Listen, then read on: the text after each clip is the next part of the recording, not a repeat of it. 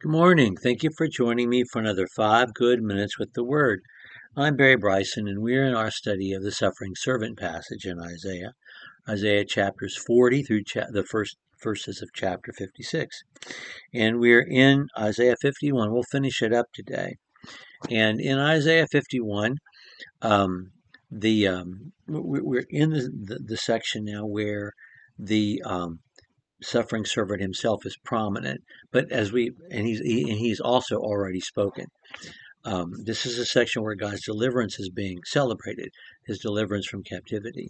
But let's not forget, if Isaiah is prophesying during the days of Hezekiah, not only have the people not gone into captivity yet, the people haven't even committed the sins yet for which they will be sent into Babylonian captivity. God is preparing them for the unfolding events in their lifetime, the lifetime of their children, their grandchildren, and now it's all down on paper. So when it happens, no one will be surprised. And God has established that the captivity was in no way evidence that Babylon was somehow superior. It was evidence of their own sin, and God acting on behalf of their own long-term salvation and recovery. And so he has called out to God, the prophet has to come and save them. God has responded, and now he's in the process, in these verses that we'll talk about today and then the next two sessions, of telling the people to wake up because their salvation is now here. And what he told them last time was, wake up. You are in this position because of your own sin. And if you look around, you'll see you have nobody to lead you but God alone. So now, verse 21. Therefore, please hear this, you afflicted, who are drunk, but not with wine. Thus says Yahweh, thus says the Lord, thus says your Lord, your boss, your Adonai. Thus says your Lord, Yahweh, even your God, who contends for his people. Behold, I have taken out of your hand the cup of reeling, of staggering, the chalice of my anger, and you will never drink it again. And I will put it into the hand of your tormentors, who have said to you, lie down that we may walk over you.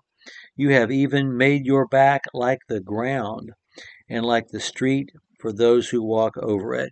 Your captors have said, be our doormat. And so you have complied and laid down and been their doormat.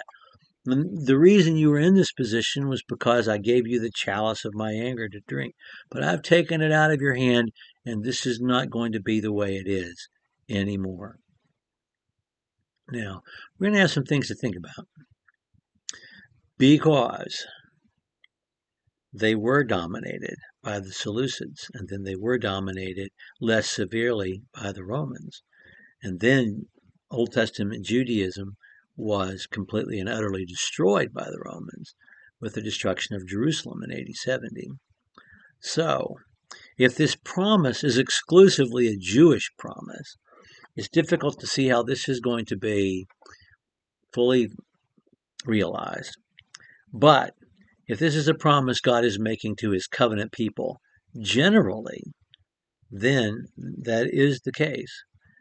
God's covenant people will never again be sent into captivity like they were before. Now, it is also true that the Seleucids did not carry them away into captivity, but they did try to exterminate Judaism, and they did make a doormat out of them. The Romans were less severe than the Seleucids, but still, they tampered with their religion. They were a client state. They were there to enrich Rome, and they were treated in that way. And so if we make this promise just about Israel as a nation or as a city-state or as a cultural entity, it will be hard-pressed to see how this is fully realized in the unfolding events of history.